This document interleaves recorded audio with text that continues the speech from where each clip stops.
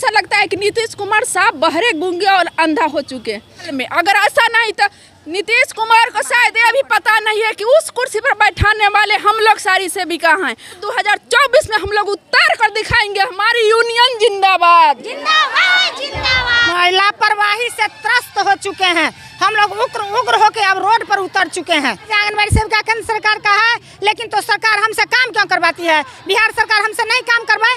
जब हमारी दर्द सरकार नहीं सुन रही है तो सर यह बाहरी सरकार को जो कान में ठेकी पड़ा हुआ ठेकी निकाल करके हम लोग दम रखेंगे। और दबाएं बेल आइकन हमारे वीडियो सबसे पहले देखने के लिए।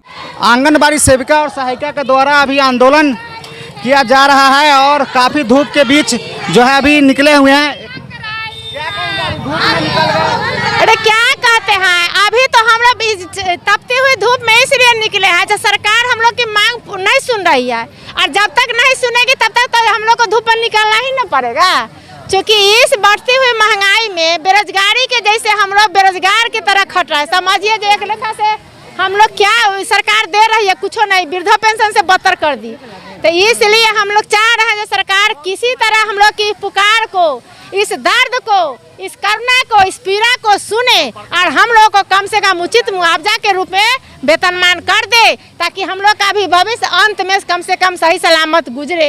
यही प्रार्थना कर रहे हैं। अब क्या करें, सरकार को कह रहे हैं, सरकार को बिना खा नहीं भाई, खाना पीना नहीं, भूखो हम लोग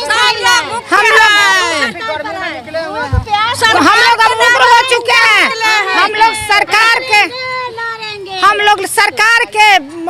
लापरवाही से त्रस्त हो चुके हैं। हम लोग उग्र होके अब रोड पर उतर चुके हैं। अब हम लोग सरकार, या तो सरकार रहे नहीं तो हम लोग रहेंगे। सरकार काहे नहीं सुन रही है? सरकार काहे नहीं, सरकार गूंगी है। हम आंगनबाड़ी सेविका से सरकार सौतेला व्यवहार कर रही है। सरकार समझती है कि आंगनबाड़ी सेविका मेरा अपना नहीं है, दूसरा है, ये केंद्र सरकार का है।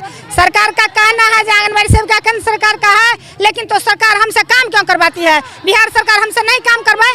इतना जनगणना का भारी काम होता है, करवाई BLO का काम करते हैं, पोलियो का काम करते हैं, जितना क्या कहेंगे? हम इस सरकार, जब हमारी सरकार हमारी मांगे जब पूरी नहीं कर रही है, सरकार को ये समझ में नहीं है कि एक माह के लिए हम लोग दिन भर सुबह 7 बजे से लेकर के और 4 बजे तक कंटिन्यू हम लोग अगर करना चाहे तो हम लोग सारा काम करते हैं, और ये एक माह भूखे मर रही है। क्या सरकार के लिए उचित है? अरे महिला को सम्मान दे रहे हैं। महिला को क्या सम्मान है? हम लोग को सम्मान क्या दे रहे हैं? हम लोग को अपमान करते हैं।